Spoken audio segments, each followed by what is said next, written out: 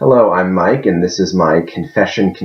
Before mine, first a story. A friend of mine's a youth minister, and since I helped out on retreats with him, I've heard this story so many times that I could probably share. So here's a condensed version. So he, for some reason, volunteered to help out with some kids for their first confession, like right before their first communion, which that's not his age group at all. He's high school, youth ministry. And so he wasn't sure what to do, so he showed a clip from Braveheart where they're about to charge into battle and they shout, "They can take our lives, but they'll never take our freedom." And everyone yells, "Freedom!" and sticks their hand in the air.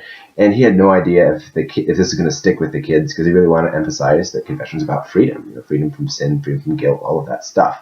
As each of the kids came out of the confessional, they stuck their fist in the air and shouted freedom. And so he's like, they get it. They understand that.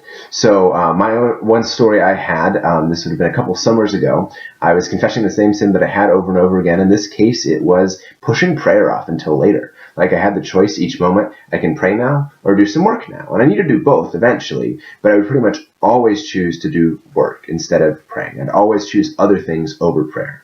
And so what was really awesome is the priest was offering me freedom from my excuses. He just cut through a lot of the stuff I was saying. He said, we make time for what we love. And with hearing that, I knew that every day what I was choosing was that I loved other things more than I loved talking with God. And I was binding myself with these excuses and seeing how important my work is, which really it wasn't actually all that important. And so he offered me freedom from that, and freedom from sin. Obviously, that's pretty sweet too. So that was my confession.